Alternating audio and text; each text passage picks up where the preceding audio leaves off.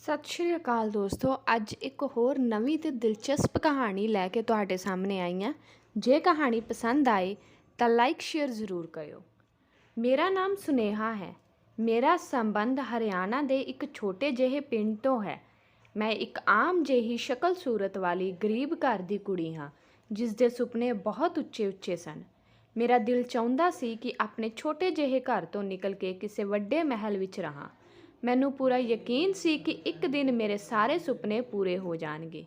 ਮੇਰੇ 4 ਭੈਣ ਭਰਾ ਸਨ ਜੋ ਮੇਰੇ ਤੋਂ ਛੋਟੇ ਸਨ ਅਤੇ ਮੇਰੇ ਪਾਪਾ ਮਾਮੂਲੀ ਜਿਹੀ ਤਨਖਾਹ 'ਤੇ ਇੱਕ ਫੈਕਟਰੀ ਵਿੱਚ ਕੰਮ ਕਰਦੇ ਸਨ।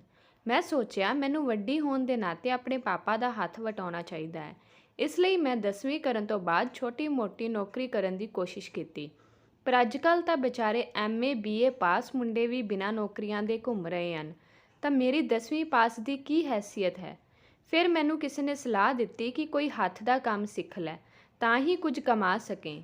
2-3 ਸਾਲ ਪ੍ਰਾਈਵੇਟ ਸਕੂਲ ਦੇ ਧੱਕੇ ਖਾਣ ਤੋਂ ਬਾਅਦ ਮੈਂ ਇੱਕ ਪਾਰਲਰ ਵਿੱਚ ਕੰਮ ਸਿੱਖਣਾ ਸ਼ੁਰੂ ਕਰ ਦਿੱਤਾ ਤਾਂ ਜੋ ਕੁਝ ਪੈਸੇ ਕਮਾ ਸਕਾਂ। ਦਿਨ ਵਿੱਚ ਮੈਂ ਪਾਰਲਰ ਵਿੱਚ ਕੰਮ ਕਰਦੀ ਸੀ ਤੇ ਸ਼ਾਮ ਨੂੰ ਕੁਝ ਬੱਚੇ ਟਿਊਸ਼ਨ ਪੜ੍ਹਨ ਆ ਜਾਂਦੇ ਸਨ। ਬਸ ਘਰ ਦਾ ਗੁਜ਼ਾਰਾ ਚੱਲ ਰਿਹਾ ਸੀ। ਸਾਡਾ ਘਰ ਇੱਕ ਛੋਟੇ ਜਿਹੇ ਇਲਾਕੇ ਵਿੱਚ ਸੀ ਅਤੇ ਮੈਂ ਕੰਮ ਸਿੱਖਣ ਸ਼ਹਿਰ ਦੇ ਇੱਕ ਪਾਰਲਰ ਵਿੱਚ ਜਾਂਦੀ ਸੀ। ਇਸ ਤਰ੍ਹਾਂ ਆਉਣ ਜਾਣ ਵਿੱਚ ਬਹੁਤ ਕਿਰਾਇਆ ਲੱਗ ਜਾਂਦਾ ਸੀ।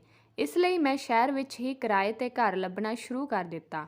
ਖੁਸ਼ਕਿਸਮਤੀ ਨਾਲ ਘੱਟ ਕਿਰਾਏ 'ਤੇ ਹੀ ਮੈਨੂੰ ਇੱਕ ਘਰ ਮਿਲ ਗਿਆ ਅਤੇ ਅਸੀਂ ਸਭ ਉੱਥੇ ਸ਼ਿਫਟ ਹੋ ਗਏ। ਮੈਂ ਬੜੀ ਲਗਨ ਨਾਲ ਕੰਮ ਸਿੱਖ ਰਹੀ ਸੀ ਅਤੇ ਮੇਰੀ ਪਾਰਲਰ ਵਾਲੀ ਦੀਦੀ ਵੀ ਮੇਰੇ ਤੋਂ ਬਹੁਤ ਖੁਸ਼ ਸੀ। ਉਸਦਾ ਕਹਿਣਾ ਸੀ ਕਿ ਇੱਕ ਦਿਨ ਮੈਂ ਇੱਕ ਵੱਡੀ ਮੇਕਅਪ ਆਰਟਿਸਟ ਬਣਾਂਗੀ। ਇੱਕ ਕੰਮ ਤੋਂ ਵਾਪਸ ਆ ਰਹੀ ਸੀ ਕਿ ਰਸਤੇ ਵਿੱਚ ਇੱਕ ਔਰਤ ਨੂੰ ਦੇਖਿਆ ਜੋ ਤੇਜ਼-ਤੇਜ਼ ਸਾਹ ਲੈ ਰਹੀ ਸੀ। ਸ਼ਾਇਦ ਉਸਨੂੰ ਸਾਹ ਨਹੀਂ ਆ ਰਿਹਾ ਸੀ ਜਾਂ ਪਤਾ ਨਹੀਂ ਕੋਈ ਹੋਰ ਪ੍ਰੋਬਲਮ ਹੋਵੇ। ਮੈਂ ਇੱਧਰ-ਉੱਧਰ ਮਦਦ ਲਈ ਦੇਖਿਆ, ਪਰ ਉਸ ਸਮੇਂ ਰਸਤਾ ਬਿਲਕੁਲ ਸੁੰਨਸਾਨ ਸੀ ਅਤੇ ਨੇੜੇ-ਤੇੜੇ ਕੋਈ ਨਹੀਂ ਸੀ। ਮੈਨੂੰ ਸਮਝ ਨਹੀਂ ਆ ਰਿਹਾ ਸੀ ਕਿ ਕੀ ਕਰਾਂ। ਉਸ ਔਰਤ ਨੇ ਪਾਣੀ ਮੰਗਿਆ ਤਾਂ ਮੈਂ ਭੱਜ ਕੇ ਪਿਛਲੀ ਗਲੀ ਵਿੱਚੋਂ ਲੱਗੇ ਫਿਲਟਰ ਤੋਂ ਉਸ ਔਰਤ ਲਈ ਪਾਣੀ ਲੈ ਆਈ ਅਤੇ ਉਸਨੂੰ ਪਾਣੀ ਦਿੱਤਾ। ਪਾਣੀ ਪੀ ਕੇ ਉਸਦੀ ਤਬੀਅਤ ਥੋੜ੍ਹੀ ਜਿਹੀ ਸਿੰਭਲੀ ਤਾਂ ਮੈਂ ਉਸਨੂੰ ਸਹਾਰਾ ਦੇ ਕੇ ਆਪਣੇ ਨਾਲ ਘਰ ਲੈ ਆਈ। ਉਸ ਔਰਤ ਨੇ ਦੱਸਿਆ ਕਿ ਉਹ ਹਰ ਰੋਜ਼ ਸੈਰ ਕਰਨ ਨੇੜੇ ਦੇ ਪਾਰਕ ਵਿੱਚ ਜਾਂਦੀ ਸੀ। ਅੱਜ ਵੀ ਸੈਰ ਕਰਕੇ ਨਿਕਲੀ ਤਾਂ ਅਚਾਨਕ ਚੱਕਰ ਆ ਗਏ। ਉਹ ਮੈਨੂੰ ਕਹਿਣ ਲੱਗੀ, ਧੀਏ ਤੇਰਾ ਬਹੁਤ-ਬਹੁਤ ਧੰਨਵਾਦ, ਤੂੰ ਮੇਰੀ ਮਦਦ ਕੀਤੀ। ਮੈਂ ਕਿਹਾ, ਆਂਟੀ ਜੀ ਧੰਨਵਾਦ ਦੀ ਜ਼ਰੂਰਤ ਨਹੀਂ, ਇਹ ਤਾਂ ਮੇਰਾ ਫਰਜ਼ ਸੀ। ਉਸ ਔਰਤ ਨੇ ਆਪਣੇ ਬਾਰੇ ਵਿੱਚ ਦੱਸਿਆ ਕਿ ਉਹ ਅਮੀਰ ਖਾਨਦਾਨ ਨਾਲ ਸੰਬੰਧ ਰੱਖਦੀ ਹੈ। ਉਸਦਾ ਸਿਰਫ ਇੱਕ ਹੀ ਮੁੰਡਾ ਹੈ ਤੇ ਪਤੀ ਕੁਝ ਸਾਲ ਪਹਿਲਾਂ ਅਕਾਲ ਚਲਾਣਾ ਕਰ ਗਏ ਸਨ। ਉਹ ਬਹੁਤ ਦੇਰ ਤੱਕ ਬੈਠੀ ਮੇਰੀ ਮੰਮੀ ਨਾਲ ਗੱਲਾਂ ਕਰਦੀ ਰਹੀ। ਕੁਝ ਹੀ ਦੇਰ ਵਿੱਚ ਤੇ ਮੇਰੀ ਮੰਮੀ ਪੱਕੀਆਂ ਸਹੇਲੀਆਂ ਬਣ ਗਈਆਂ। ਕੁਝ ਦੇਰ ਬਾਅਦ ਉਸ ਔਰਤ ਨੂੰ ਉਸਦਾ ਡਰਾਈਵਰ ਲੈਣ ਆ ਗਿਆ ਤਾਂ ਉਹ ਚਲੀ ਗਈ। ਉਸ ਤੋਂ ਬਾਅਦ ਉਹ ਔਰਤ ਅਕਸਰ ਸਾਡੇ ਘਰ ਆਉਣ ਜਾਣ ਲੱਗੀ। ਇੱਕ ਦਿਨ ਉਹ ਆਂਟੀ ਆਈ ਤਾਂ ਬਹੁਤ ਪਰੇਸ਼ਾਨ ਲੱਗ ਰਹੀ ਸੀ। ਮੇਰੀ ਮੰਮੀ ਨੇ ਉਸ ਤੋਂ ਉਸਦੀ ਪਰੇਸ਼ਾਨੀ ਦਾ ਕਾਰਨ ਪੁੱਛਿਆ ਤਾਂ ਉਹ ਦੁੱਖ ਭਰੇ ਲਹਿਜੇ ਵਿੱਚ ਕਹਿਣ ਲੱਗੀ ਕਿ ਮੇਰਾ ਇੱਕ ਹੀ ਮੁੰਡਾ ਹੈ ਅਤੇ ਉਸਦੀ ਜ਼ਿੰਦਗੀ ਨੂੰ ਲੈ ਕੇ ਮੈਂ ਬਹੁਤ ਪਰੇਸ਼ਾਨ ਹਾਂ। ਮੇਰੀ ਮੰਮੀ ਨੇ ਪੁੱਛਿਆ, ਕਿਉਂ ਭੈਣ, ਅਜਿਹਾ ਕੀ ਹੋ ਗਿਆ ਤੇਰੇ ਮੁੰਡੇ ਨਾਲ? ਤਾਂ ਉਹ ਆਂਟੀ ਕਹਿਣ ਲੱਗੀ, ਇੰਨੀ ਧਨ ਦੌਲਤ ਹੋਣ ਦਾ ਕੀ ਫਾਇਦਾ ਜਦ ਮੈਂ ਆਪਣੇ ਮੁੰਡੇ ਦੀ ਖੁਸ਼ੀਆਂ ਹੀ ਨਹੀਂ ਖਰੀਦ ਸਕਦੀ। ਮੈਂ ਆਪਣੇ ਮੁੰਡੇ ਦੀ ਖੁਸ਼ੀਆਂ ਦੇਖਣ ਨੂੰ ਤਰਸ ਗਈ ਹਾਂ। ਹੁਣ ਤਾਂ ਮੈਨੂੰ ਵੀ ਹੈਰਾਨੀ ਹੋਈ ਕਿ ਕੀ ਮਾਮਲਾ ਹੈ। ਮੈਂ ਅੱਗੇ ਹੋਈ ਤੇ ਪੁੱਛਿਆ ਕਿ ਤਾਂ ਉਹ ਔਰਤ ਕਹਿਣ ਲੱਗੀ, ਮੇਰਾ ਮੁੰਡਾ ਜਿਸ ਨਾਲ ਵੀ ਵਿਆਹ ਕਰਦਾ ਹੈ ਉਹ ਕੁੜੀ ਉਸੀ ਰਾਤ ਤਲਾਕ ਲੈ ਕੇ ਆਪਣੇ ਪੇਕੇ ਚਲੀ ਜਾਂਦੀ ਹੈ। ਫਿਰ ਮੇਰੇ ਮੁੰਡੇ ਦੇ ਗੰਦੇ-ਗੰਦੇ ਇਲਜ਼ਾਮ ਲਗਾਉਂਦੀਆਂ ਹਨ। ਹੁਣ ਤਾਂ ਲੋਕ ਵੀ ਜੀਣ ਨਹੀਂ ਦਿੰਦੇ, ਕਹਿੰਦੇ ਨੇ ਕਿ ਤੇਰੇ ਮੁੰਡੇ ਨੂੰ ਹੁਣ ਕੋਈ ਆਪਣੀ ਕੁੜੀ ਨਹੀਂ ਦੇਵੇਗਾ। ਇਸੇ ਕਾਰਨ ਕਰਕੇ ਮੈਂ ਬਹੁਤ ਪਰੇਸ਼ਾਨ ਰਹਿੰਦੀ ਹਾਂ। ਮੈਨੂੰ ਆਂਟੀ ਦੀ ਕਹਾਣੀ ਸੁਣ ਕੇ ਬਹੁਤ ਅਫਸੋਸ ਹੋਇਆ। ਮੰਮੀ ਵੀ, ਆਂਟੀ ਤੂੰ ਫਿਕਰ ਨਾ ਕਰ, ਤੇਰੇ ਮੁੰਡੇ ਦਾ ਵਿਆਹ ਹੁਣ ਬਹੁਤ ਚੰਗੀ ਕੁੜੀ ਨਾਲ ਹੋਵੇਗਾ। ਕੁਝ ਦਿਨ ਬਾਅਦ ਫਿਰ ਉਹ ਆਂਟੀ ਸਾਡੇ ਘਰ ਆਈ ਤਾਂ ਬਹੁਤ ਦੁਖੀ ਸੀ। ਮੇਰੇ ਤੋਂ ਰਿਹਾ ਨਹੀਂ ਗਿਆ ਤਾਂ ਮੈਂ ਪੁੱਛਿਆ, ਆਂਟੀ ਹੁਣ ਕੀ ਹੋਇਆ? ਉਹ ਵਿਚਾਰੀ ਫਿਰ ਰੋਣ ਲੱਗੀ। ਕੀ ਦੱਸਾਂ, ਕੱਲ੍ਹ ਫਿਰ ਮੇਰੇ ਮੁੰਡੇ ਦਾ ਰੋਕਾ ਟੁੱਟ ਗਿਆ। ਕਾਸ਼ ਮੈਂ ਵੀ ਜਿਉਂਦੇ ਜੀ ਆਪਣੇ ਮੁੰਡੇ ਦੀਆਂ ਖੁਸ਼ੀਆਂ ਦੇਖ ਸਕਦੀ। ਹੁਣ ਤਾਂ ਮੈਂ ਉਸਦੇ ਵਿਆਹ ਦਾ ਸੁਪਨਾ ਦੇਖਣਾ ਹੀ ਛੱਡ ਦਿੱਤਾ ਹੈ। ਸ਼ਾਇਦ ਇਹ ਸੁੱਖ ਉਸਦੀ ਕਿਸਮਤ ਵਿੱਚ ਹੈ ਹੀ ਨਹੀਂ।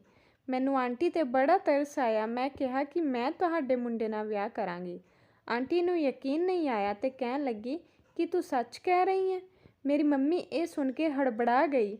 ਉਹਨਾਂ ਨੇ ਅੱਖਾਂ ਹੀ ਅੱਖਾਂ ਵਿੱਚ ਇਸ਼ਾਰੇ ਕੀਤੇ ਕਿ ਮੈਂ ਮਨਾ ਕਰ ਦੇਵਾਂ, ਪਰ ਮੈਂ ਆਂਟੀ ਨੂੰ ਯਕੀਨ ਦਿਵਾ ਦਿੱਤਾ ਕਿ ਮੈਂ ਬਹੁਤ ਜਲਦੀ ਉਹਨਾਂ ਦੇ ਮੁੰਡੇ ਨਾਲ ਵਿਆਹ ਕਰਾਂਗੀ।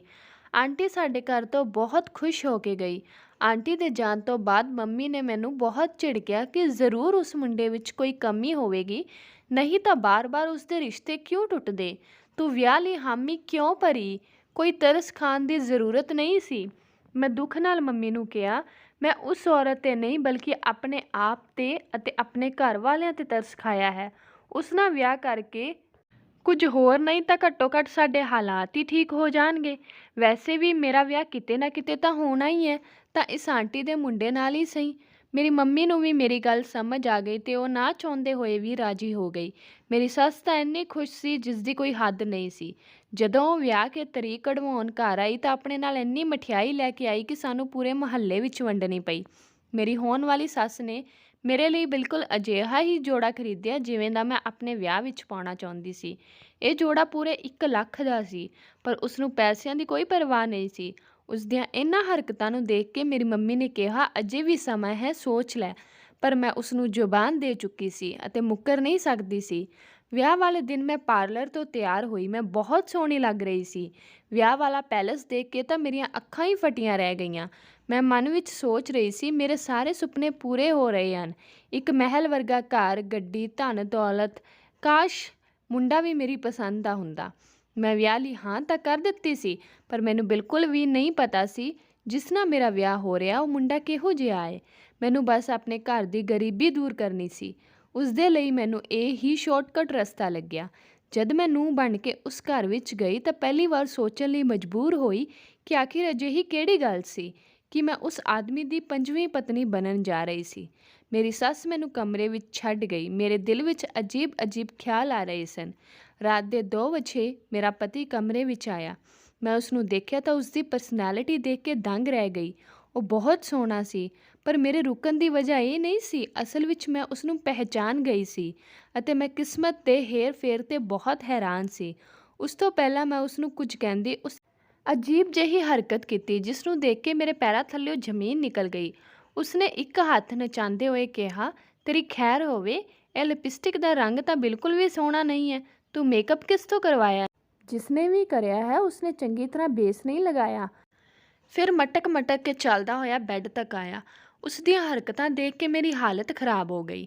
ਮੈਂ ਉਸ ਨੂੰ ਪਹਿਚਾਨ ਗਈ ਸੀ। ਉਹ ਮਸ਼ਹੂਰ ਮੇਕਅਪ ਆਰਟਿਸਟ ਦੀਪ ਸੀ, ਪਰ ਯਕੀਨ ਨਹੀਂ ਆ ਰਿਹਾ ਸੀ ਕਿ ਇਹ ਮੇਰਾ ਪਤੀ ਹੈ। ਮੈਂ ਕਮਰੇ ਵਿੱਚੋਂ ਬਾਹਰ ਨਿਕਲ ਕੇ ਭੱਜੀ ਤੇ ਦੂਸਰੇ ਕਮਰੇ ਵਿੱਚ ਜਾ ਕੇ ਕੁੰਡੀ ਲਗਾ ਲਈ। ਮੈਂ ਲੰਬੇ ਸਾਹ ਲੈਂਦੇ ਹੋਏ ਬੈੱਡ 'ਤੇ ਬੈਠ ਗਈ। ਮੈਂ ਪਾਗਲ ਹੋਣ ਵਾਲੀ ਹੋ ਗਈ ਸੀ। ਮੈਂ ਕਦੇ ਸੁਪਨੇ ਵਿੱਚ ਵੀ ਨਹੀਂ ਸੋਚਿਆ ਸੀ ਕਿ ਜਿਸ ਆਦਮੀ ਨੂੰ ਮੈਂ ਭੁੱਲ ਚੁੱਕੀ ਹਾਂ ਉਹ ਅਚਾਨਕ ਇਸ ਤਰ੍ਹਾਂ ਮੇਰਾ ਪਤੀ ਬਣ ਕੇ ਮੇਰੇ ਸਾਹਮਣੇ ਖੜਾ ਹੋ ਜਾਵੇਗਾ। ਉਸਨੂੰ ਮੈਂ 2 ਸਾਲ ਪਹਿਲਾਂ ਤੋਂ ਜਾਣਦੀ ਸੀ। ਇਹ ਉਹਨਾਂ ਦਿਨਾਂ ਦੀ ਗੱਲ ਹੈ ਜਦ ਮੈਂ ਆਪਣੀ ਪੜ੍ਹਾਈ ਪੂਰੀ ਕਰਕੇ ਇੱਕ ਸਕੂਲ ਵਿੱਚ ਨੌਕਰੀ ਕਰਨੀ ਸ਼ੁਰੂ ਕਰ ਦਿੱਤੀ ਸੀ। ਉਹ ਸਕੂਲ ਬਹੁਤ ਵੱਡਾ ਸੀ। ਅਮੀਰ ਲੋਕਾਂ ਦੇ ਬੱਚੇ ਉੱਥੇ ਪੜ੍ਹਦੇ ਸਨ, ਪਰ ਸਕੂਲ ਦਾ ਮਾਲਿਕ ਬਹੁਤ ਕੰਜੂਸ ਸੀ। ਉਸਨੇ ਮੇਰੀ ਤਨਖਾਹ ਬਹੁਤ ਘੱਟ ਰੱਖੀ ਸੀ। 3000 ਤਨਖਾਹ ਆਟੇ ਵਿੱਚ ਨਮਕ ਸੀ। ਉੱਥੇ ਮੈਂ ਨਰਸਰੀ ਕਲਾਸ ਦੇ ਟੀਚਰ ਦੇ ਨਾਲ ਹੈਲਪਰ ਦੇ ਤੌਰ 'ਤੇ ਪੜ੍ਹਾਉਂਦੀ ਸੀ। ਮੇਰਾ ਕੰਮ ਜ਼ਿਆਦਾ ਕਰਕੇ ਛੋਟੇ ਬੱਚਿਆਂ ਨੂੰ ਸੰਭਾਲਣਾ ਅਤੇ ਡਾਇਰੀ ਲਿਖਣਾ ਸੀ। ਇੱਕ ਬੱਚਾ ਬਿੰਦਰ ਮੈਨੂੰ ਬਹੁਤ ਕਿਊਟ ਲੱਗਦਾ ਸੀ। ਮੈਂ ਉਸਦਾ ਬਹੁਤ ਖਿਆਲ ਰੱਖਦੀ ਸੀ। ਇੱਕ ਦਿਨ ਜਦੋਂ ਡਰਾਈਵਰ ਉਸ ਨੂੰ ਨਾ ਲੈਣ ਆਇਆ ਤਾਂ ਪ੍ਰਿੰਸੀਪਲ ਨੇ ਮੈਨੂੰ ਕਿਹਾ, ਇਸ ਬੱਚੇ ਦੇ ਘਰ ਕਾਲ ਕਰੋ। ਮੈਂ ਉਸਦੀ ਮੰਮੀ ਨੂੰ ਫੋਨ ਕਰਕੇ ਕਿਹਾ ਕਿ ਕਾਫੀ ਦੇਰ ਹੋ ਗਈ ਹੈ, ਤੁਹਾਡਾ ਡਰਾਈਵਰ ਤੁਹਾਡੇ ਬੱਚੇ ਨੂੰ ਲੈਣ ਨਹੀਂ ਆਇਆ। ਤਾਂ ਉਸਦੀ ਮੰਮੀ ਕਹਿਣ ਲੱਗੀ ਕਿ ਮੈਂ ਆਪਣੇ ਭਾਈ ਨੂੰ ਭੇਜਦੀ ਹਾਂ। ਸਾਰਾ ਸਕੂਲ ਖਾਲੀ ਹੋ ਗਿਆ ਸੀ। ਮੈਂ ਬਿੰਦਰ ਕਰਕੇ ਰੁਕ ਗਈ। ਅੱਧੇ ਘੰਟੇ ਬਾਅਦ ਬਿੰਦਰ ਦਾ ਮਾਮਾ ਉਸ ਨੂੰ ਲੈਣ ਆਇਆ। ਮੈਂ ਉਸ ਨੂੰ ਦੇਖ ਕੇ ਹੈਰਾਨ ਰਹਿ ਗਈ। ਉਹ ਬਹੁਤ ਸੋਹਣਾ ਸੀ। ਮੈਂ ਉਸ ਨੂੰ ਗੇਟ 'ਤੇ ਹੀ ਦੇਖਿਆ ਸੀ। ਉਸਨੇ ਆਪਣੇ ਭਾਂਜੇ ਨੂੰ ਗੱਡੀ ਵਿੱਚ ਬਿਠਾਇਆ ਅਤੇ ਚਲਾ ਗਿਆ। ਅਗਲੇ ਦਿਨ ਮੈਂ ਬਿੰਦਰ ਤੋਂ ਪੁੱਛਿਆ ਉਸ ਨੂੰ ਕੌਣ ਲੈਣ ਆਇਆ ਸੀ। ਉਹ ਕਹਿਣ ਲੱਗਾ, ਉਹ ਮੇਰੇ ਮਾਮਾ ਜੀ ਹਨ। ਉਹਨਾਂ ਦਾ ਨਾਮ ਦੀਪ ਹੈ। ਮੈਨੂੰ ਬਿੰਦਰ ਦਾ ਮਾਮਾ ਬਹੁਤ ਚੰਗਾ ਲੱਗਾ ਸੀ। ਮੈਂ ਉਸ ਨੂੰ ਦੁਬਾਰਾ ਦੇਖਣਾ ਚਾਹੁੰਦੀ ਸੀ। ਕੁਦਰਤੀ ਕੁਝ ਦਿਨਾਂ ਬਾਅਦ ਹੀ ਮੇਰੀ ਇਹ ਅਰਦਾਸ ਵਾਹਿਗੁਰੂ ਨੇ ਸੁਣ ਲਈ। ਹੁਣ ਬਿੰਦਰ ਨੂੰ ਉਸਦਾ ਡਰਾਈਵਰ ਨਹੀਂ ਬਲਕਿ ਉਹੀ ਮੁੰਡਾ ਲੈਣ ਆਉਂਦਾ ਸੀ। ਮੈਂ ਰੋਜ਼ ਉਸ ਨੂੰ ਦੇਖਣ ਲਈ ਰੁਕ ਜਾਂਦੀ। ਜਦੋਂ ਤੱਕ ਉਹ ਉਸ ਨੂੰ ਲੈਣ ਨਹੀਂ ਆ ਜਾਂਦਾ ਮੈਂ ਨਹੀਂ ਜਾਂਦੀ ਸੀ। ਪਤਾ ਨਹੀਂ ਮੈਨੂੰ ਕੀ ਹੋਣ ਲੱਗਿਆ ਸੀ। ਉਸ ਨੂੰ ਤਾਂ ਖਬਰ ਤੱਕ ਨਹੀਂ ਸੀ ਕਿ ਕੋਈ ਉਸ ਨੂੰ ਦੇਖਣ ਲਈ ਇੰਨਾ ਬੇਚੈਨ ਹੁੰਦਾ ਹੈ। ਉਹ ਚੁੱਪਚਾਪ ਆਉਂਦਾ ਅਤੇ ਆਪਣੇ ਭਾਂਜੇ ਨੂੰ ਲੈ ਕੇ ਚਲਾ ਜਾਂਦਾ। ਮੇਰਾ ਦਿਲ ਬਹੁਤ ਕਰਦਾ ਸੀ ਉਸ ਨਾਲ ਗੱਲ ਕਰਨ ਨੂੰ, ਪਰ ਕਦੇ ਹਿੰਮਤ ਹੀ ਨਹੀਂ ਹੁੰਦੀ ਸੀ। ਇੱਕ ਦਿਨ ਸਕੂਲ ਵਿੱਚ ਪੈਰੈਂਟਸ ਮੀਟਿੰਗ ਸੀ। ਉਸ ਦਿਨ ਮੈਨੂੰ ਬੁਖਾਰ ਸੀ, ਇਸ ਲਈ ਮੈਂ ਸਕੂਲ ਨਾ ਜਾ ਸਕੀ। ਅਗਲੇ ਦਿਨ ਮੈਂ ਸਕੂਲ ਗਈ ਤਾਂ ਮੇਰੇ ਸਾਥੀ ਟੀਚਰ ਹੱਸਦੇ ਹੋਏ ਕਹਿਣ ਲੱਗੀ, ਤੈਨੂੰ ਪਤਾ ਹੈ ਕੱਲ੍ਹ ਬਿੰਦਰ ਦੀ ਮੀਟਿੰਗ 'ਤੇ ਕੌਣ ਆਇਆ ਸੀ? ਮੇਰੇ ਪੁੱਛਣ 'ਤੇ ਉਸਨੇ ਦੱਸਿਆ ਉਸਦਾ ਮਾਮਾ ਆਇਆ ਸੀ। ਬਲਕਿ ਪਤਾ ਨਹੀਂ ਉਹ ਮਾਮਾ ਸੀ ਜਾਂ ਕਿੰਨਰ ਸੀ। ਇੰਨਾ ਕਹਿ ਕੇ ਉਹ ਉੱਚੀ ਉੱਚੀ ਹੱਸਣ ਲੱਗੀ। ਮੈਂ ਹੈਰਾਨੀ ਨਾਲ ਪੁੱਛਿਆ ਕਿ ਚੰਗੀ ਤਰ੍ਹਾਂ ਦੱਸੋ ਕੀ ਗੱਲ ਹੈ। ਤਾਂ ਉਸਨੇ ਕਿਹਾ ਬਿੰਦਰ ਦਾ ਮਾਮਾ ਅਜੀਬ ਤਰ੍ਹਾਂ ਨਾਲ ਬੋਲ ਰਿਹਾ ਸੀ ਅਤੇ ਕੁੜੀਆਂ ਦੀ ਤਰ੍ਹਾਂ ਹੱਥ ਨਚਾ ਨਚਾ ਕੇ ਗੱਲਾਂ ਕਰ ਰਿਹਾ ਸੀ। ਸਾਫ਼ ਪਤਾ ਲੱਗ ਰਿਹਾ ਸੀ ਕਿ ਉਹ ਮੁੰਡਾ ਨਹੀਂ ਬਲਕਿ। ਉਸਨੇ ਇੰਨਾ ਕਿਹਾ ਤਾਂ ਮੈਂ ਉਸਨੂੰ ਟੋਕਦੇ ਹੋਏ ਕਿਹਾ ਬਸ ਕਰੋ। ਫਿਰ ਮੈਂ ਉਸ ਦੀਆਂ ਗੱਲਾਂ ਸੁਣੇ ਬਿਨਾਂ ਹੀ ਉੱਥੋਂ ਚਲੀ ਗਈ ਕਿਉਂਕਿ ਮੈਨੂੰ ਉਸਦੇ ਬਾਰੇ ਇਹ ਗੱਲਾਂ ਬੁਰੀਆਂ ਲੱਗ ਰਹੀਆਂ ਸਨ। ਪਤਾ ਨਹੀਂ ਕੀ ਸੱਚ ਸੀ ਕੀ ਝੂਠ, ਪਰ ਉਸ ਤੋਂ ਬਾਅਦ ਉਹ ਕਦੇ ਬਿੰਦਰ ਨੂੰ ਲੈਣ ਨਹੀਂ ਆਇਆ। ਮੇਰੇ ਬਾਰੇ ਵਿੱਚ ਉਸ ਟੀਚਰ ਨੂੰ ਪਤਾ ਲੱਗ ਗਿਆ ਸੀ ਕਿ ਮੈਂ ਦੀਪ ਨੂੰ ਪਸੰਦ ਕਰਦੀ ਹਾਂ। ਉਸਨੇ ਬਾਕੀ ਟੀਚਰਾਂ ਨੂੰ ਵੀ ਦੱਸ ਦਿੱਤਾ। ਸਾਰੇ ਟੀਚਰ ਮੇਰਾ ਮਜ਼ਾਕ ਉਡਾਉਂਦੇ ਅਤੇ ਮੈਨੂੰ ਕਹਿੰਦੇ ਦੇਖੋ ਇਹ ਕੁੜੀ ਕਿੰਨਰ ਨੂੰ ਪਸੰਦ ਕਰਦੀ ਹੈ, ਅਤੇ ਮੈਂ ਉਹਨਾਂ ਨਾਲ ਲੜ ਪੈਂਦੀ ਕਿਉਂਕਿ ਮੈਨੂੰ ਉਹਨਾਂ ਦੀਆਂ ਗੱਲਾਂ 'ਤੇ ਭਰੋਸਾ ਨਹੀਂ ਸੀ। ਇਸ ਲਈ ਮੈਂ ਤੰਗ ਆ ਕੇ ਉਹ ਸਕੂਲ ਹੀ ਛੱਡ ਦਿੱਤਾ। ਮੇਰੀ ਤਮੰਨਾ ਸੀ ਕਿ ਮੈਂ ਇੱਕ ਵਾਰੀ ਆਪਣੀਆਂ ਅੱਖਾਂ ਨਾਲ ਦੇਖ ਲਵਾਂ ਕੀ ਸੱਚ ਹੈ ਕੀ ਝੂਠ। ਮੈਨੂੰ ਉਸਦੇ ਘਰ ਦਾ ਵੀ ਪਤਾ ਨਹੀਂ ਸੀ। ਕਿਵੇਂ ਪਤਾ ਕਰਾਂ ਕਿ ਉਹ ਟੀਚਰ ਠੀਕ ਕਹਿ ਰਹੀ ਸੀ ਜਾਂ ਨਹੀਂ। ਇੱਕ ਦਿਨ ਮੈਂ ਆਪਣੀ ਦੋਸਤ ਦੇ ਘਰ ਗਈ ਹੋਈ ਸੀ। ਜਦੋਂ ਮੈਂ ਉਸਦੇ ਕਮਰੇ ਦੀ ਖਿੜਕੀ ਤੋਂ ਬਾਹਰ ਦੇਖਿਆ ਤਾਂ ਉਹ ਬਾਹਰ ਬਗੀਚੇ ਵਿੱਚ ਬੈਠਿਆ ਹੋਇਆ ਸੀ। ਮੈਂ ਉਸਨੂੰ ਦੇਖ ਕੇ ਹੈਰਾਨ ਹੋ ਗਈ। ਫੌਰਨ ਆਪਣੇ ਦੋਸਤ ਨੂੰ ਪੁੱਛਿਆ ਕਿ ਉਹ ਕੌਣ ਹੈ, ਤਾਂ ਉਹ ਕਹਿਣ ਲੱਗੀ ਕਿ ਇਹ ਮੇਰੇ ਭਾਈ ਦਾ ਦੋਸਤ ਹੈ। ਮੇਰਾ ਭਾਈ ਤੇ ਇਹ ਮੇਕਅਪ ਆਰਟਿਸਟ ਬਣਨ ਦਾ ਇਰਾਦਾ ਕਰ ਰਹੇ ਹਨ। ਮੈਂ ਗੌਰ ਨਾਲ ਬਾਹਰ ਦੇਖਿਆ ਤਾਂ ਉਹ ਉਸੇ ਤਰ੍ਹਾਂ ਹੱਥ ਹਿਲਾ ਕੇ ਗੱਲਾਂ ਕਰ ਰਿਹਾ ਸੀ ਜਿਵੇਂ ਔਰਤ ਕਰਦੀਆਂ ਹਨ। ਮੈਨੂੰ ਉਸ ਟੀਚਰ ਦੀ ਗੱਲ ਸੱਚ ਲੱਗੀ ਅਤੇ ਮੇਰੀ ਸਹੇਲੀ ਵੀ ਕਹਿ ਰਹੀ ਸੀ ਕਿ ਉਹ ਮੁੰਡਾ ਨਹੀਂ ਕੁਝ ਹੋਰ ਹੀ ਹੈ। ਮੈਂ ਉਦਾਸ ਹੋ ਗਈ। ਉਸ ਦਿਨ ਤੋਂ ਬਾਅਦ ਮੈਂ ਉਸਨੂੰ ਆਪਣੇ ਦਿਲ ਤੇ ਦਿਮਾਗ ਵਿੱਚੋਂ ਕੱਢ ਦਿੱਤਾ। ਬਾਅਦ ਵਿੱਚ ਮੈਨੂੰ ਆਪਣੀ ਸਹੇਲੀ ਦੇ ਜ਼ਰੀਏ ਹੀ ਪਤਾ ਲੱਗਿਆ ਕਿ ਉਹ ਇੱਕ ਮੇਕਅਪ ਆਰਟਿਸਟ ਬਣ ਗਿਆ ਹੈ।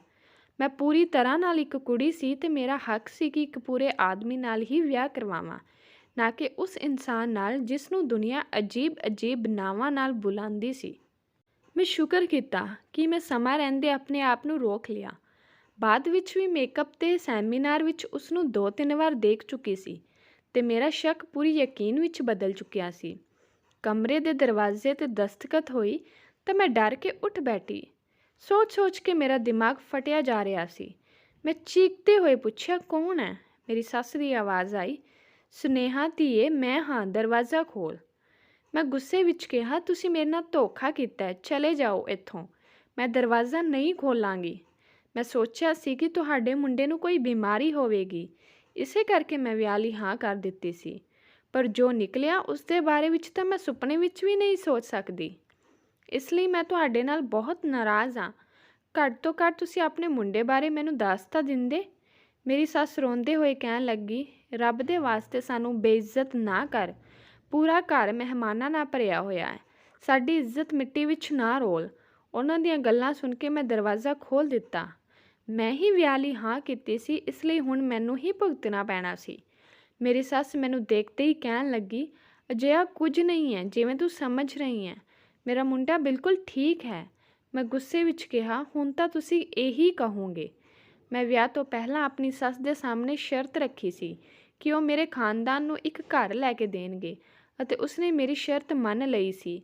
ਮੈਂ ਸੌਦੇਬਾਜ਼ੀ ਕੀਤੀ ਸੀ, ਇਸ ਲਈ ਮੈਂ ਆਪਣੇ ਹੱਕ ਲਈ ਵੀ ਖੜੀ ਨਹੀਂ ਹੋ ਸਕਦੀ ਸੀ। ਮੈਂ ਆਪਣੀ ਕਿਸਮਤ ਨੂੰ ਕੋਸਦੇ ਹੋਏ ਵਾਪਸ ਦਰਵਾਜ਼ਾ ਬੰਦ ਕਰ ਲਿਆ ਅਤੇ ਜਿਵੇਂ ਹੀ ਬੈੱਡ ਵੱਲ ਦੇਖਿਆ ਤਾਂ ਕਮਰੇ ਦੇ ਦੂਸਰੇ ਦਰਵਾਜ਼ੇ ਵਿੱਚ ਦਾਖਲ ਹੋ ਕੇ ਦੀਪ ਚੁੱਪਚਾਪ ਬੈੱਡ 'ਤੇ ਬੈਠਾ ਹੋਇਆ ਸੀ। ਜੇਕਰ ਕੋਈ ਉਸ ਨੂੰ ਇਸ ਤਰ੍ਹਾਂ ਦੇਖ ਲੈਂਦਾ ਤਾਂ ਉਸ ਦੀ ਖੂਬਸੂਰਤੀ 'ਤੇ ਕੋਈ ਵੀ ਕੁਰਬਾਨ ਹੋ ਜਾਂਦਾ।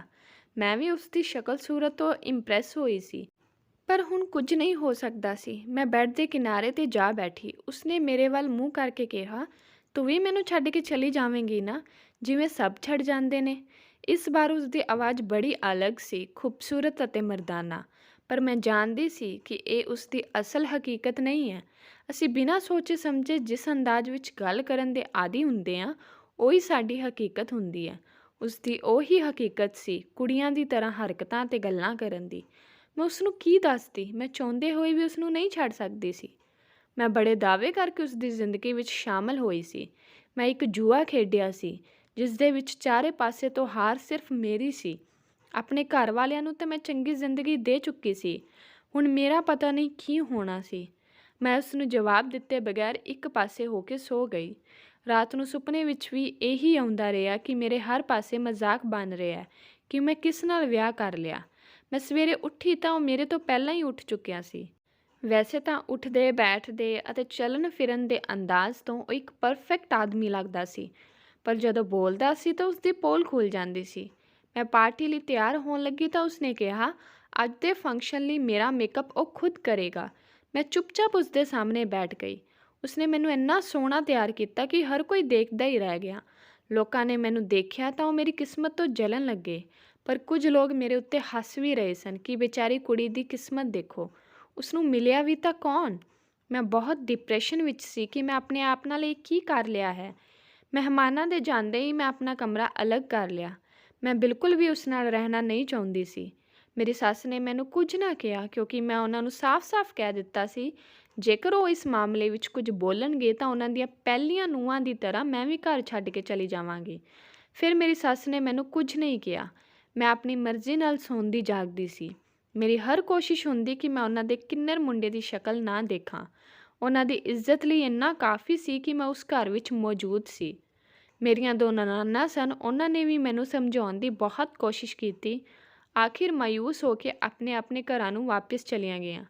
ਇੱਕ ਦਿਨ ਮੈਂ ਰਸੋਈ ਵਿੱਚ ਖਾਣਾ ਲੈਣ ਗਈ ਤਾਂ ਆਪਣੀ ਸੱਸ ਦੇ ਕਮਰੇ ਦੇ ਨੇੜਿਓਂ ਲੰਘਦੇ ਹੋਏ ਮੈਨੂੰ ਆਪਣਾ ਨਾਮ ਸੁਣਾਈ ਦਿੱਤਾ ਤਾਂ ਮੈਂ ਰੁਕ ਗਈ ਅਤੇ ਕੰਨ ਲਾ ਕੇ ਸੁਣਨ ਲੱਗੀ। ਮੇਰੀ ਸੱਸ ਦੀਪ ਨੂੰ ਕਹਿ ਰਹੀ ਸੀ, ਤੂੰ ਸੁਨੇਹਾ ਨੂੰ ਸਭ ਕੁਝ ਸੱਚ ਦੱਸ ਦੇ, ਪਰ ਉਹ ਮਨਾ ਕਰ ਰਿਹਾ ਸੀ ਕਿ ਨਹੀਂ, ਜੇ ਮੈਂ ਉਸ ਨੂੰ ਦੱਸਿਆ ਤਾਂ ਉਹ ਯਕੀਨ ਨਹੀਂ ਕਰੇਗੀ ਅਤੇ ਮੈਨੂੰ ਛੱਡ ਕੇ ਚਲੀ ਜਾਵੇਗੀ। ਮੈਨੂੰ ਹੈਰਾਨੀ ਹੋਈ ਕਿ ਉਹਨਾਂ ਨੇ ਹਲੇ ਵੀ ਮੇਰੇ ਤੋਂ ਕੁਝ ਲੁਕੋਇਆ ਸੀ। ਮੈਂ ਹੋਰ ਸੁਣਨ ਦੀ ਕੋਸ਼ਿਸ਼ ਕੀਤੀ ਪਰ ਉਹ ਹੁਣ ਚੁੱਪ ਹੋ ਗਈ ਸੀ। ਮੈਂ ਵਾਪਸ ਆਪਣੇ ਕਮਰੇ ਵਿੱਚ ਚਲੀ ਆਈ। ਮੈਂ ਬੇਚੈਨ ਸੀ ਕਿ ਉਸ ਸੱਚ ਦਾ ਕਿਵੇਂ ਪਤਾ ਲਗਾਵਾਂ ਜੋ ਮਾਂ ਪੁੱਤ ਮੇਰੇ ਤੋਂ ਲੁਕੋ ਰਹੇ ਸੀ। ਇਸ ਦੇ ਲਈ ਮੈਨੂੰ ਆਪਣੇ ਪਤੀ ਦੇ ਕਮਰੇ ਵਿੱਚ ਰਹਿਣਾ ਪੈਣਾ ਸੀ ਤਾਂ ਕਿ ਮੈਨੂੰ ਸੱਚਾਈ ਪਤਾ ਚੱਲ ਸਕੇ। ਮੈਂ ਆਪਣਾ ਸਾਮਾਨ ਚੁੱਕਿਆ ਤੇ ਪਤੀ ਦੇ ਕਮਰੇ ਵਿੱਚ ਸ਼ਿਫਟ ਹੋ ਗਈ। ਮੈਂ ਉਸ ਨੂੰ ਸਖਤੀ ਨਾਲ ਕਹਿ ਦਿੱਤਾ ਮੇਰੇ ਤੋਂ ਦੂਰ ਰਹੇ। ਇੱਕ ਦਿਨ ਫੋਨ 'ਤੇ ਉਹ ਕਿਸੇ ਨਾਲ ਗੱਲ ਕਰ ਰਿਹਾ ਸੀ ਕਿ ਮੈਂ 10 ਮਿੰਟ ਵਿੱਚ ਆਉਂਦਾ ਹਾਂ। ਉਹ ਘਰ ਤੋਂ ਨਿਕਲਿਆ ਤਾਂ ਮੈਂ ਵੀ ਉਸ ਦੇ ਪਿੱਛੇ ਚਲੀ ਗਈ। ਉਹ ਇੱਕ ਪ੍ਰਾਈਵੇਟ ਕਲੀਨਿਕ ਜਿਸ ਦੇ ਦਰਵਾਜ਼ੇ 'ਤੇ ਲਿਖਿਆ ਸੀ, ਮਰਦਾਨਾ ਮਰਜ਼ ਦਾ ਇਲਾਜ ਕੀਤਾ ਜਾਂਦਾ ਹੈ। ਮੈਂ ਸੋਚਦੇ ਹੋਏ ਹੈਰਾਨ ਸੀ ਕਿ ਉਹ ਇੱਥੇ ਕਿਉਂ ਆਇਆ ਹੈ। ਫਿਰ ਸੋਚਿਆ ਕਿ ਮਰਦ ਹੋਏਗਾ ਇੱਥੇ ਮਰਦਾਨਾ ਮਰਜ਼ ਦਾ ਇਲਾਜ ਕਰਵਾਉਣ ਹੀ ਆਏਗਾ ਨਾ, ਅਤੇ ਵਾਪਿਸ ਆ ਗਈ। ਕੁਝ ਦਿਨ ਬਾਅਦ ਮੇਰੀ ਨਨਾਣ ਦੇ ਘਰ ਪਾਰਟੀ ਸੀ ਤੇ ਸਾਨੂੰ ਵੀ ਬੁਲਾਇਆ ਸੀ। ਮੈਂ ਜਾਣਾ ਤਾਂ ਨਹੀਂ ਚਾਹੁੰਦੀ ਸੀ ਪਰ ਆਪਣੀ ਮਾਂ ਦੇ ਮਜਬੂਰ ਕਰਨ 'ਤੇ ਚੱਲ ਗਈ। ਮਾਂ ਨੇ ਕਿਹਾ ਸੀ ਕਿ ਜੇਕਰ ਵਿਆਹ ਕੀਤਾ ਤਾਂ ਨਿਭਾਉਣਾ ਵੀ ਸਿੱਖ। ਉਹ ਜਿਹੋ ਜਿਹਾ ਹੈ ਤੇਰਾ ਪਤੀ ਹੈ, ਉਸਦੀ ਇੱਜ਼ਤ ਅਤੇ ਕਦਰ ਕਰ। ਮੰਮੀ ਦੇ ਕਹਿਣ 'ਤੇ ਮੈਂ ਉਸਦੇ ਨਾਲ ਆਪਣੀ ਨਨਾਣ ਦੇ ਘਰ ਪਾਰਟੀ 'ਤੇ ਚਲੀ ਗਈ। ਉੱਥੇ ਮੈਨੂੰ ਉਹੀ ਸਕੂਲ ਵਾਲੀ ਟੀਚਰ ਮਿਲੀ। ਉਸਨੇ ਜਦ ਮੈਨੂੰ ਦੀਪ ਦੇ ਨਾਲ ਦੇਖਿਆ ਤਾਂ ਸਭ ਦੇ ਸਾਹਮਣੇ ਮੇਰੀ ਬੇਇੱਜ਼ਤੀ ਕਰਨ ਲੱਗੀ ਕਿ ਆਖਿਰ ਤੂੰ ਇਸ ਕਿੰਨਰ ਨਾਲ ਵਿਆਹ ਕਰ ਹੀ ਲਿਆ, ਵੈਸੇ ਇਸੇ ਦੇ ਕਾਬਲ ਸੀ ਤੂੰ।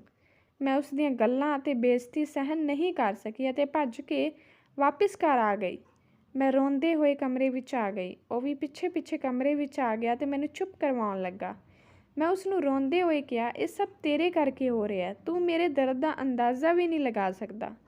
ਉਹ ਉਦਾਸ ਹੋ ਕੇ ਕਹਿਣ ਲੱਗਿਆ, ਤੂੰ ਮੇਰੇ ਤੋਂ ਜ਼ਿਆਦਾ ਦੁਖੀ ਨਹੀਂ ਹੋ ਸਕਦੀ, ਨਾ ਹੀ ਤੂੰ ਮੇਰੇ ਤੋਂ ਜ਼ਿਆਦਾ ਦਰਦ ਹੰਢਾਇਆ ਹੋਵੇਗਾ। ਮੈਂ ਆਪਣਾ ਰੋਣਾ ਭੁੱਲ ਕੇ ਉਸ ਨੂੰ ਪੁੱਛਿਆ ਕਿ ਇਸ ਗੱਲ ਦਾ ਮਤਲਬ ਕੀ ਹੈ, ਤਾਂ ਉਹ ਕਹਿਣ ਲੱਗਾ, ਅੱਜ ਮੈਂ ਤੈਨੂੰ ਸਭ ਕੁਝ ਸੱਚ ਦੱਸਦਾ ਹਾਂ। ਮੈਂ ਕੌਣ ਸੀ ਅਤੇ ਕੀ ਹਾਂ। ਮੈਨੂੰ ਉਹ ਆਪਣੀ ਕਹਾਣੀ ਸੁਣਾਉਣ ਲੱਗਾ। ਮੈਂ ਪੈਦਾ ਹੋਇਆ ਤਾਂ ਇੱਕ ਕੁੜੀ ਸੀ। ਮੇਰੇ ਘਰ ਵਾਲੇ ਬਚਪਨ ਤੋਂ ਹੀ ਮੈਨੂੰ ਕੁੜੀ ਸਮਝਦੇ ਸੀ। ਮੈਂ ਵੀ ਖੁਦ ਨੂੰ ਇੱਕ ਕੁੜੀ ਹੀ ਸਮਝਦਾ ਸੀ ਅਤੇ ਕੁੜੀਆਂ ਦੇ ਸਕੂਲ ਵਿੱਚ ਹੀ ਜਾਂਦਾ ਸੀ। ਮੇਰੀਆਂ ਸਾਰੀਆਂ ਸਹੇਲੀਆਂ ਵੀ ਕੁੜੀਆਂ ਹੀ ਸਨ। ਮੈਂ 14-15 ਸਾਲ ਇੱਕ ਕੁੜੀ ਬਣ ਕੇ ਹੀ ਗੁਜ਼ਾਰੇ, ਪਰ ਫਿਰ ਅਚਾਨਕ ਮੇਰੇ ਵਿੱਚ ਬਦਲਾਵ ਆਉਣੇ ਸ਼ੁਰੂ ਹੋ ਗਏ। ਮੇਰੀ ਆਵਾਜ਼ ਭਾਰੀ ਹੋ ਗਈ ਅਤੇ ਚਿਹਰੇ 'ਤੇ ਦਾੜੀ ਮੁੱਛ ਆ ਗਈ। ਮੈਂ ਬਹੁਤ ਪਰੇਸ਼ਾਨ ਹੋ ਗਿਆ। ਮੇਰੇ ਘਰ ਵਾਲਿਆਂ ਲਈ ਇਹ ਹਾਲਾਤ ਬਹੁਤ ਪਰੇਸ਼ਾਨ ਕਰਨ ਵਾਲੇ ਸਨ। ਆਖਿਰ ਵਿੱਚ ਮੇਰੇ ਘਰ ਵਾਲੇ ਮੈਨੂੰ ਇੱਕ ਮੰਨੇ ਪ੍ਰਮੰਨੇ ਡਾਕਟਰ ਕੋਲ ਲੈ ਗਏ ਤਾਂ ਡਾਕਟਰ ਨੇ ਅਜੀਬ ਜਿਹੀ ਗੱਲ ਦੱਸੀ। ਉਸਨੇ ਕਿਹਾ ਕਿ ਮੈਂ ਇੱਕ ਕੁੜੀ ਨਹੀਂ ਬਲਕਿ ਇੱਕ ਮੁੰਡਾ ਹਾਂ। ਡਾਕਟਰ ਦੇ ਮੁਤਾਬਿਕ ਅਜਿਹੇ ਕੇਸ ਦੁਨੀਆ ਵਿੱਚ ਲੱਖਾਂ ਕਰੋੜਾਂ ਵਿੱਚੋਂ ਬਹੁਤ ਘੱਟ ਹੁੰਦੇ ਹਨ ਕਿ ਆਪਰੇਸ਼ਨ ਕਰਵਾ ਕੇ ਕੋਈ ਮੁੰਡੇ ਤੋਂ ਕੁੜੀ ਤੇ ਕੁੜੀ ਤੋਂ ਮੁੰਡਾ ਬਣ ਜਾਵੇ। ਡਾਕਟਰ ਨੇ ਮੇਰਾ ਚੈੱਕਅਪ ਕੀਤਾ, ਉਸਨੇ ਮੇਰਾ ਆਪਰੇਸ਼ਨ ਕੀਤਾ ਅਤੇ ਮੈਂ ਇੱਕ ਕੁੜੀ ਤੋਂ ਮੁੰਡੇ ਵਿੱਚ ਬਦਲ ਗਿਆ। ਮੇਰੇ ਲਈ ਇਹ ਬਹੁਤ ਔਖਾ ਦੌਰ ਸੀ। ਹਰ ਪਾਸੇ ਮੇਰਾ ਮਜ਼ਾਕ ਬਣਨ ਲੱਗਾ। ਮੇਰੇ ਦੋਸਤ, ਰਿਸ਼ਤੇਦਾਰਾਂ ਸਭ ਨੇ ਮੇਰਾ ਸਾਥ ਛੱਡ ਦਿੱਤਾ। ਮੇਰੇ ਕਰਕੇ ਮੇਰੇ ਮਾਂ-ਬਾਪ ਉਹ ਸ਼ਹਿਰ ਛੱਡ ਕੇ ਇਸ ਸ਼ਹਿਰ ਵਿੱਚ ਆ ਗਏ। ਮੈਂ ਕੋਈ ਕਿੰਨਰ ਜਾਂ ਕੋਈ ਤੀਸਰੇ ਜੈਂਡਰ ਦਾ ਨਹੀਂ ਹਾਂ। ਉਹ 14-15 ਸਾਲ ਜੋ ਮੈਂ ਇੱਕ ਕੁੜੀ ਬਣ ਕੇ ਗੁਜ਼ਾਰੇ, ਬਸ ਉਸੀ ਦਾ ਅਸਰ ਮੇਰੇ ਅੰਦਰ ਬਾਕੀ ਰਹਿ ਗਿਆ, ਜਿਸ ਦੇ ਕਾਰਨ ਕੁਝ ਹਾਰਮੋਨਸ ਦਾ ਮਸਲਾ ਹੋ ਗਿਆ।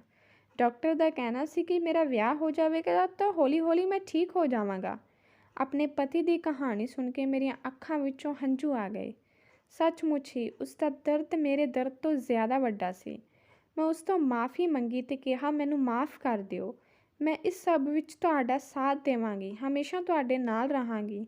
ਮੇਰਾ ਦਿਲ ਖੁਸ਼ੀ ਵਿੱਚ ਝੂਮ ਰਿਹਾ ਸੀ ਅਤੇ ਮੇਰਾ ਸੋਇਆ ਹੋਇਆ ਪਿਆਰ ਫਿਰ ਤੋਂ ਜਾਗਣ ਲੱਗਿਆ ਸੀ। ਮੈਂ ਬਹੁਤ ਖੁਸ਼ ਸੀ ਅਤੇ ਮੇਰਾ ਪਤੀ ਕੋਈ ਹੀਜੜਾ ਜਾਂ ਕਿੰਨਰ ਨਹੀਂ ਹੈ। ਉਸ ਦੇ ਵਿੱਚ ਕੋਈ ਨੁਕਸ ਜਾਂ ਖਰਾਬੀ ਨਹੀਂ ਸੀ, ਬਲਕਿ ਉਹ ਇੱਕ ਬਿਮਾਰੀ ਦਾ ਸ਼ਿਕਾਰੀ ਸੀ। ਮੈਂ ਉਸ ਦਾ ਇਲਾਜ ਕਰਾਉਣਾ ਸ਼ੁਰੂ ਕੀਤਾ। ਇਸ ਦੇ ਇਲਾਵਾ ਮੈਂ ਪੂਰਾ 1 ਸਾਲ ਉਸ ਨੂੰ ਪ੍ਰੈਕਟਿਸ ਕਰਵਾਈ ਕਿ ਗੱਲਾਂ ਬਾਤਾਂ ਦੇ ਦੌਰਾਨ ਹੱਥਾਂ ਨੂੰ ਕਿਵੇਂ ਕੰਟਰੋਲ ਵਿੱਚ ਰੱਖਣਾ ਹੈ। ਉਸ ਨੂੰ ਇਹ ਵੀ ਸਿਖਾਇਆ ਕਿ ਕਿਵੇਂ ਧੀਮੀ ਅਤੇ ਵਧੀਆ ਅੰਦਾਜ਼ ਵਿੱਚ ਗੱਲ ਕਰਨੀ ਹੈ। ਮੇਰੀ ਮਿਹਨਤ ਅਤੇ ਦਵਾਈਆਂ ਰੰਗ ਲਿਆਉਣ ਲੱਗੀਆਂ। ਉਹ ਬਹੁਤ ਜਲਦੀ ਠੀਕ ਹੋ ਗਿਆ। ਉਹ ਇੱਕ ਪੂਰੇ ਮਰਦ ਦੀ ਤਰ੍ਹਾਂ ਗੱਲ ਕਰਦਾ ਸੀ। ਹੁਣ ਉਹ ਇੱਕ ਮਸ਼ਹੂਰ ਮੇਕਅਪ ਆਰਟਿਸਟ ਸੀ। ਉਸ ਦੇ ਅੰਦਰ ਆਉਣ ਵਾਲੇ ਬਦਲਾਵ ਨੇ ਉਸ ਨੂੰ ਪ੍ਰਸਿੱਧ ਦੀਆਂ ਉਚਾਈਆਂ ਤੱਕ ਪਹੁੰਚਾ ਦਿੱਤਾ। ਲੋਕ ਉਸ ਨੂੰ ਪਹਿਲਾਂ ਤੋਂ ਜ਼ਿਆਦਾ ਪਸੰਦ ਕਰਨ ਲੱਗ ਗਏ। 2 ਸਾਲਾਂ ਤੱਕ ਉਹ ਪੂਰੀ ਤਰ੍ਹਾਂ ਬਦਲ ਗਿਆ। ਉਸ ਦੀਆਂ ਉਹ ਸਾਰੀਆਂ ਆਦਤਾਂ ਜਿਨ੍ਹਾਂ ਕਰਕੇ ਲੋਕ ਉਸ ਉੱਤੇ ਸ਼ੱਕ ਕਰਦੇ ਸੀ, ਹੁਣ ਉਹ ਖਤਮ ਹੋ ਗਈਆਂ। ਹੁਣ ਉਹ ਵੀ ਆਮ ਮਰਦਾਂ ਵਾਂਗ ਇੱਕ ਮਰਦ ਸੀ। ਉਹ ਸਾਰੀਆਂ ਕੁੜੀਆਂ ਜੋ ਉਸ ਤੋਂ ਦੂਰ ਭੱਜਦੀਆਂ ਸੀ, ਹੁਣ ਉਸ ਦੇ ਆਸ-ਪਾਸ ਮੰਡਰਾਉਣ ਲੱਗੀਆਂ ਸੀ। ਪਰ ਦੀਪ ਕਿਸੇ ਵੱਲ ਵੀ ਧਿਆਨ ਨਹੀਂ ਦਿੰਦਾ ਸੀ। ਉਹ ਬਸ ਮੇਰੀ ਪਰਵਾਹ ਕਰਦਾ ਸੀ। ਉਹ ਸਿਰਫ ਮੈਨੂੰ ਹੀ ਮੁਹੱਬਤ ਕਰਦਾ ਸੀ। ਵਿਆਹ ਤੋਂ 3 ਸਾਲ ਬਾਅਦ ਸਾਡੇ ਘਰ ਇੱਕ ਧੀ ਜਨਮ ਲਿਆ ਤਾਂ ਸਭ ਦੇ ਮੂੰਹ ਬੰਦ ਹੋ ਗਏ।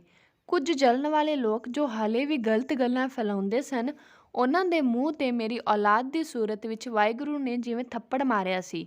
ਮੇਰੀ ਸੱਸ ਮੇਰੇ 'ਤੇ ਵਾਰੇ-ਵਾਰੇ ਜਾਂਦੀ ਸੀ ਕਿ ਮੈਂ ਉਸ ਦੇ ਮੁੰਡੇ ਦੀ ਜ਼ਿੰਦਗੀ ਬਦਲ ਦਿੱਤੀ। ਉਹ ਸਭ ਦੇ ਸਾਹਮਣੇ ਕਹਿੰਦੀ ਸੀ ਕਿ ਮੇਰੀ ਨੂੰਹ ਨੇ ਮੇਰੇ ਘਰ ਨੂੰ ਸਵਰਗ ਬਣਾ ਦਿੱਤਾ ਹੈ। ਮੈਂ ਵਾਹਿਗੁਰੂ ਦਾ ਲੱਖ-ਲੱਖ ਧੰਨਵਾਦ ਕਰਦੀ ਹਾਂ, ਜਿਸ ਨੇ ਮੇਰੀ ਮੁਹੱਬਤ ਦੀ ਲਾਜ ਰੱਖੀ ਸੀ, ਮੈਨੂੰ ਸ਼ਰਮਿੰਦਾ ਹੋਣ ਤੋਂ ਬਚਾ ਲਿਆ ਸੀ ਅਤੇ ਮੇਰੇ ਉਹਨਾਂ ਸਾਰੇ ਸੁਪਨਿਆਂ ਨੂੰ ਪੂਰਾ ਕੀਤਾ ਜੋ ਮੈਂ ਦੇਖਿਆ ਕਰਦੀ ਸੀ। ਮੇਰੇ ਸੁਪਨੇ ਦਾ ਰਾਜਕੁਮਾਰ ਮੈਨੂੰ ਮਿਲ ਚੁੱਕਿਆ ਸੀ।